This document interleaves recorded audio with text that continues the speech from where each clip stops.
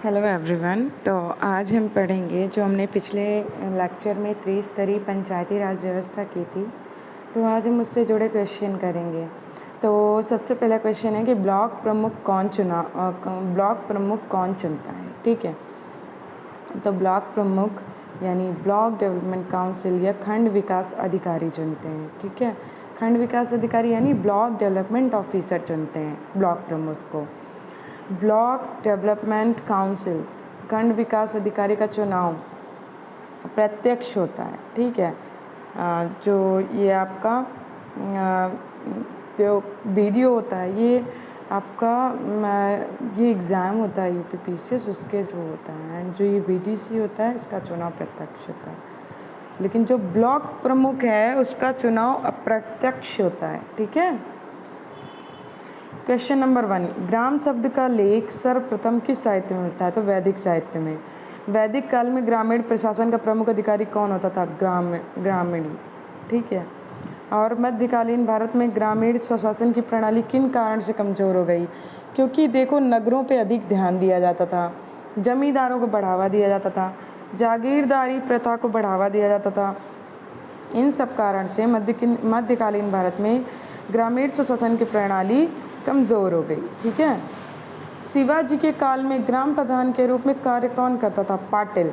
British काल के दौरान किस वर्ष स्थानीय स्वशासन की शुरुआत की गई? 1882 में, लॉर्ड रिपन के टाइम पे। इन्हें भारत के समाज सुधारक की भी संज्ञा दी जाती है। किस वायसराय को भारत में स्थानीय स्वशासन का जनक माना जाता है? Lord Ripon. भारतीय संविधान के किस अनुच्छेद में ग्राम पंचायतों का प्रावधान है? अनुच्छेद 40। भारत में सामुदायिक विकास कार्यक्रम किस वर्ष प्रारंभ किया गया था? 1952। बलवंत राय मेहता समिति ने पंचायती राज व्यवस्था को किस स्तरीय पर बनाने की सिफारिश की थी? त्रिस्तरीय, याद रखिएगा। और बलवंत राय मेहता को ही पंचायती राज व्यवस्था का वास्तुकार या शिल्पकार कहा जाता है। बलवंत राय मेहता की सिफारिश पर सर्वप्रथम किस राज्य में लोकतांत्रिक विकेंद्रीकरण को लागू किया गया था? तो आंध्र प्रदेश में। पंचायती राज व्यवस्थाओं या पंचायती राज संस्थाओं के संबंध में अशोक मेहता कमेटी का गठन कब किया गया था? 1977 में, जनता दल के टाइम पे। ठीक है। किस समिति ने पंचायती राज संस्थाओं को संवैधानिक दर्जा देने की सिफारिश की? L M Singhvi committee 1986। और पंचायती राज व्यवस्था के संदर्भ में पीके थुंगन कमेटी का गठन कब किया गया था? 1989।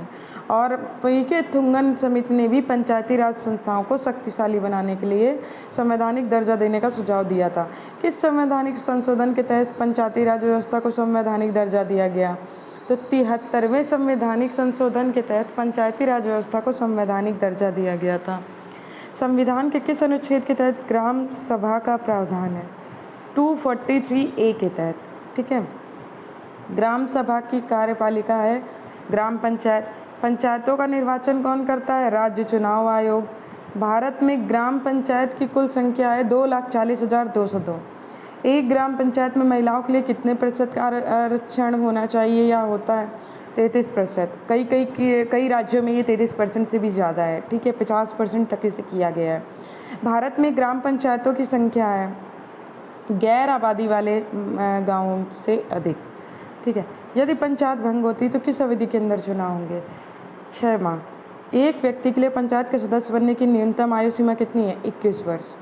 11वीं अनुसूची के अंतर्गत पंचायतों को दिए गए विषयों की संख्या कितनी है? 29। जिला पंचायत परिषद का कार्यकाल निर्धारित है 5 वर्ष। उत्तर प्रदेश पंचायती राज अधिनियम किस वर्ष पारित किया गया था? 1994। उत्तर प्रदेश में कौन सी स्तरीय पंचायती राज व्यवस्था को अपनाया गया? त्रिस्तरीय। ग्राम सभा का सदस्य होने के लिए न्यूनतम आयु कितनी निर्धारित की गई है?